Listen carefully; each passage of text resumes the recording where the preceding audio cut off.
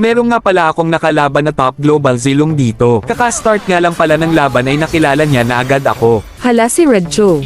Yung low rank na Cho main. At nung pagka-stock ko sa kanya ay meron lang naman siyang 15k na matches at 19 na beses din siya naging top global kay Zilong. At dahil parang familiar siya sa akin kaya tinanong ko familiar Daxma. Kaya agad siyang sumagot na matik ang top global Zilong daw. Sabay sabi niya nang papakitaan daw niya ako ng one hit. At dito guys sinadya kong magpapita sa kanya at nung napitas niya kaming dalawa ni Bel Eric ay agad siyang tumipi. Grabe lakas pala ng top global na ito. Hindi naman ako tulad mo sa content lang malakas. Hindi lang pala basta top global to kundi trash talker din. Grabe parang naka-cheat yung zilong niya sa sobrang sakit. Kaya napasabi na lang ako dito ng puro lang siya abang. At dito guys ay pipitasin ko lang sana yung nana kaso hindi ko na malaya na ande na pala siya kaya ayon bagsak ang bida. At habang naglalakad ako ay nakatago na pala siya sa damo kaya bagsak na naman ako. Grabe hindi pinapagalaw. At dito nyo makikita guys na tina-target niya talaga ako. At grabe tinitipihan pa.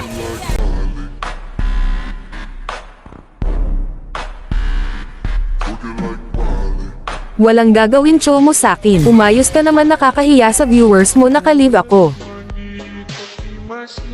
Aba sakto nakalib ka pa talaga. At dahil nakalib ka ngayon makikita ng mga viewers mo kung paano ko talunin ang isang top global na katulad mo. Aba freestyler ah. Oo freestyler talaga ako at alam na alam ng mga viewers ko yan. At isa pa nga pala sa pagkakaalam nila na tirador pa ako ng mga top global.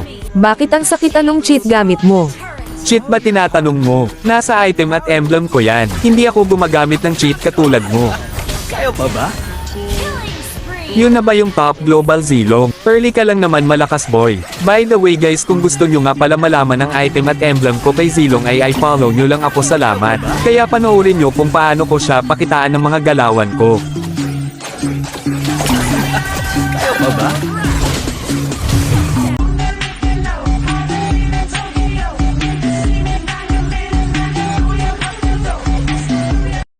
At dito guys nagulat ako sa damage niya. Sino ba namang hindi magugulat basta-basta na lang ako tumutamba. At dito guys nagulat ako sa ginawa niya. Hala paano?